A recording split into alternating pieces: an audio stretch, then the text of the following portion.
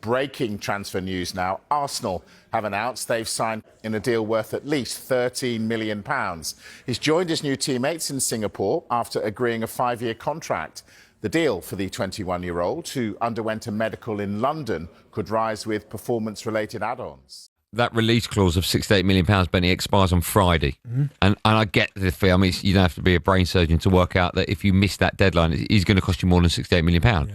So with that in mind, I expect either Spurs or Arsenal or both to put a bid in before Friday. Do you? But do you know what?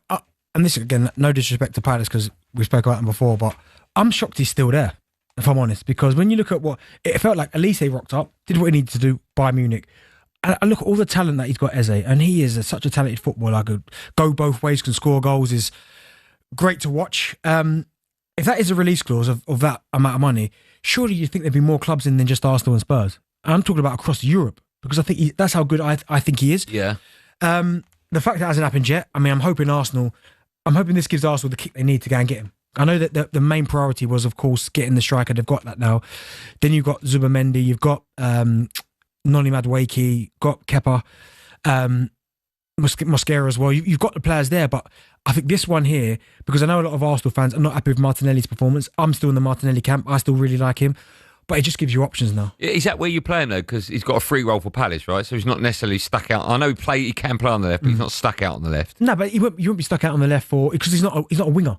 Like no, but if you're going to replace Martinelli like for like, then he becomes a winger. Yeah, but no, it's a little bit like when Arsenal played Trossard out there. Trossard's not an out-and-out winger, but Trossard drifts into areas. I know, but Trossard doesn't start, right? No, but they had periods where he has started. I was just to say to you last season, he starts way too much. But I think if Eze comes, he does start. And I said I still like Martinelli, but Eze's a better player.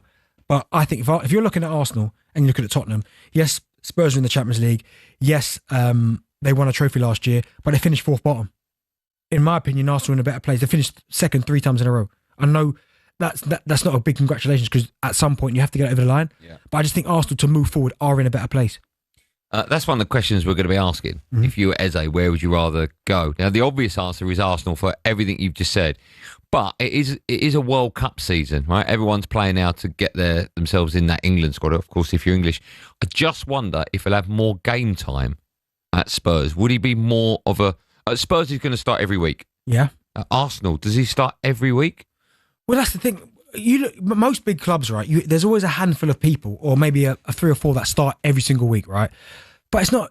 I don't think you have to look at it like, if he goes to Arsenal, he might not play as much as going to Spurs, because you look at the great Manchester City side, for instance, and even Liverpool. Actually, I put them in the same.